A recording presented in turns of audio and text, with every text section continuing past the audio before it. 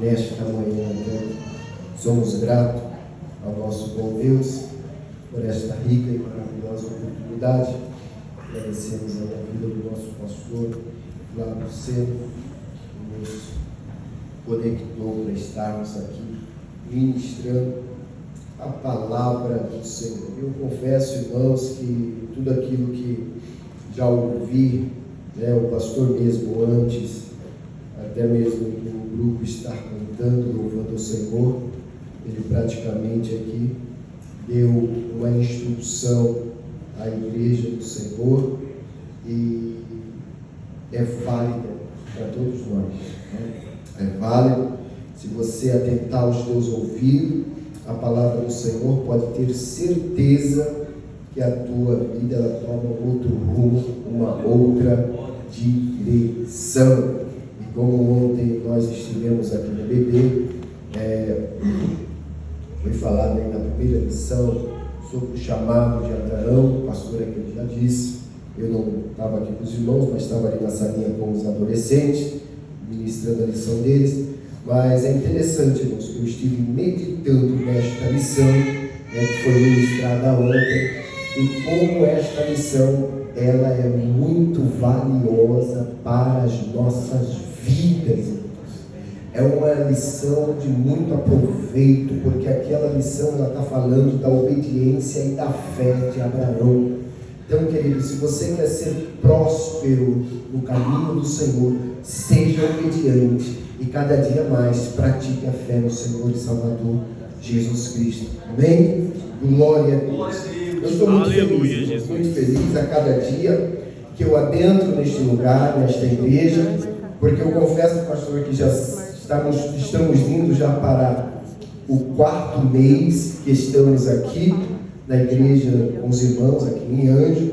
Nós viemos de Toyoaki para cá em dia 28, lembro como se fosse hoje, dia 28 de dezembro, então já se passou janeiro, fevereiro, março, e estamos já quase aí no meado de abril. Eu confesso a cada um dos irmãos, como eu já falei para o pastor, o meu coração ele salta de alegria, a cada dia que eu adentro aqui, e a cada culto que termina, eu falei para o pastor, eu já penso no próximo semana, tanto na escola bíblica dominical, como no nosso culto público que tem aos domingos. E eu fico muito feliz com a escola bíblica dominical, porque ela tem me ajudado muito, eu tenho me animado muito, eu confesso que ali, da onde nós estávamos, infelizmente a gente fazia algumas vezes a escola bíblica dominical, e é tão gostoso quando você está reunido com a igreja e você, no decorrer da semana, a lição acabou ontem, eu já começo hoje estudando, meditando, e é tão gostoso que a nossa vida ela vai cada vez mais, o Espírito ele vai trabalhando, de Deus dentro do nosso espírito humano. Foi a lição que eu ministrei, ali nós temos um espírito que é o quê? Um espírito humano, e esse espírito humano ele precisa entrar em conexão com o Espírito de Deus.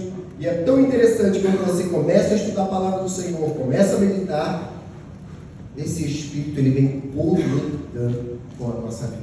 Aleluia. Então é muito interessante, eu fico feliz por já esses 4 meses aqui, e é de bênção, bênção, bênção e bênção. Eu já falei um dia, eu li no capítulo 1 de Jonas, os irmãos possam estar lendo aí, abrindo a sua Bíblia no livro de Jonas, e eu só li no como é que se fala, na leitura oficial. Mas o livro de Jonas é um livro que tem falado muito em meu coração. Muitas vezes quando você fala para uma criança, para um adolescente, para um jovem, ou para um adulto que não tem muito intimidade com a Bíblia em ler, só lê mesmo naquele momento da palavra oficial, quando você vai falar, pastor, do livro de Jonas, ele vai lembrar de quê? Do grande peixe.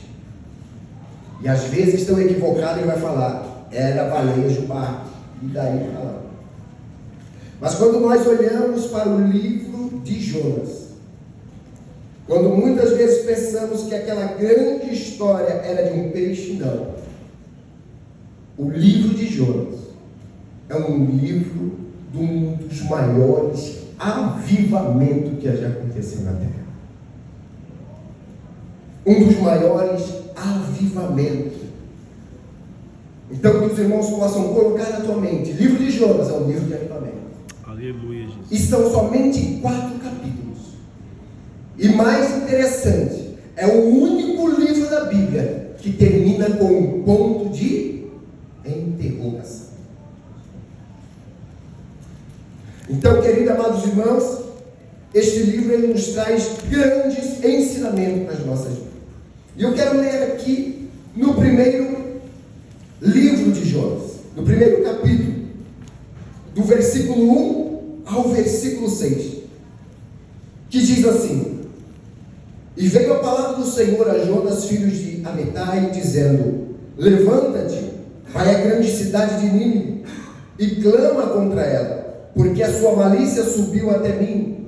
E Jonas se levantou para fugir de diante da face do Senhor, para Tarsis, e descendo a Jope, achou um navio que ia para Tarsis. Pagou, pois, a sua passagem, e desceu para dentro dele, para ir com ele para Tarsis, de diante da face do Senhor. Mas o Senhor mandou ao mar um grande vento, e fez-se no mar uma grande tempestade, e o navio estava para quebrar-se. Então temeram os marinheiros, e clamava cada um ao seu Deus, e lançavam no mar as fazendas que estavam no navio, para o aliviarem do seu peso. Jonas, porém, desceu aos lugares do porão, e se deitou, e dormiu um profundo sono. E o mestre do navio chegou-se a ele, e disse-lhe: Que tens, dormente? Levanta-te, invoca o teu Deus feito para o seu invoca o teu feito para o seu mal no dia da sua calamidade, nem estende as tuas mãos contra o seu exército no dia da sua calamidade. O versículo 17, irmãos, mas no Monte Sião, versículo 17, preparou, pois, o Senhor um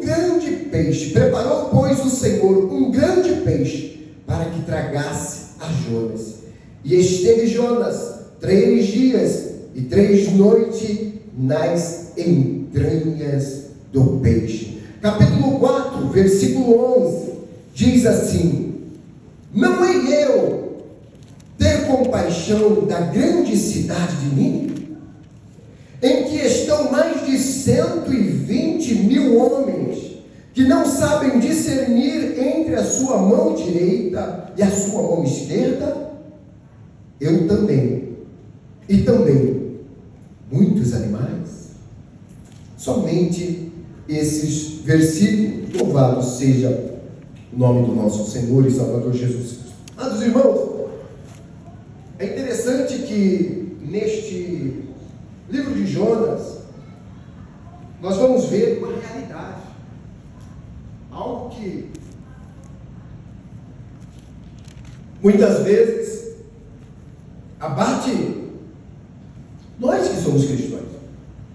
O pastor ele falou aqui, ele cantou 2 hinos da harpa cristã.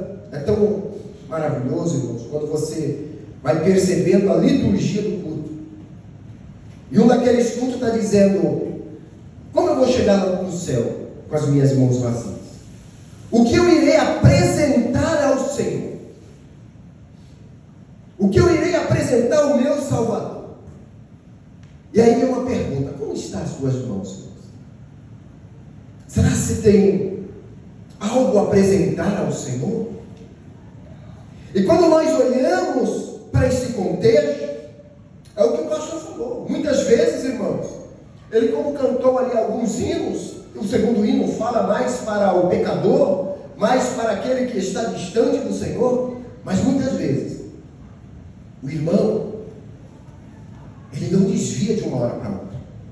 Muitas vezes, ele já está dentro da casa do Senhor desviado, mas vai esperar somente uma oportunidade para ele estagnar, para ele parar uma vez. E quando nós olhamos para esse texto, é algo muito interessante. Será que muitas vezes nós vamos escolher fazer a diferença aonde nós estamos, ou vamos simplesmente ignorar a queda livre e moral que está neste mundo? Uma queda sem precedente, que vai cada dia mais de mal a pior. E eu, como cristão, eu vou ficar calado diante daquilo que está acontecendo? Para cada um de nós termos noção do que está acontecendo. É algo para cada um de nós pararmos. Eu não vou me declinar com esta imoralidade. Eu não vou fazer com que aquilo que era normal se torne anormal e eu fico aqui. Não, está de boa. Aquilo que é normal agora é normal. Não, tá? Não. Eu, como servo do Senhor, conhecedor da palavra, nós temos que nos levantar e proclamar a verdade do Senhor. Aleluia. Então, a passagem do livro de Jonas, ela nos traz muito ensinamento, irmãos. Princípios básicos para que nós venhamos buscar este grande avivamento que ele tem que começar na nossa vida. Não é na vida do irmão, primeiramente na nossa vida. Bendito é o teu E nome. para eu ir, para eu achar, para eu saber por onde, o Senhor, ele nos dá uma luz, que é a sua palavra. Aleluia. Se eu for colocar a bússola lá no tempo antigo, quando eu estava dentro do exército, a bússola dentro de um terreno que você não conhece, de uma floresta, de um pântano, ela é muito interessante para a tua vida. Porque, dependendo da situação, e você conhecendo norte, sul, leste, oeste, e você sabendo manusear aquela bússola, você sabendo, opa, de onde que nasce o sol? Nasce sol, o sol está nascendo lá no oeste, depois no centro-oeste, coisa assim. Você sabendo aonde o sol nasce e aonde o sol vai dormir, você vai saber se localizar pela bússola. Então aqui é o sul, aqui é o norte, aqui é o oeste, aqui é o leste. Então é muito interessante, irmãos. E é tão interessante que a lição que nós falamos, irmãos,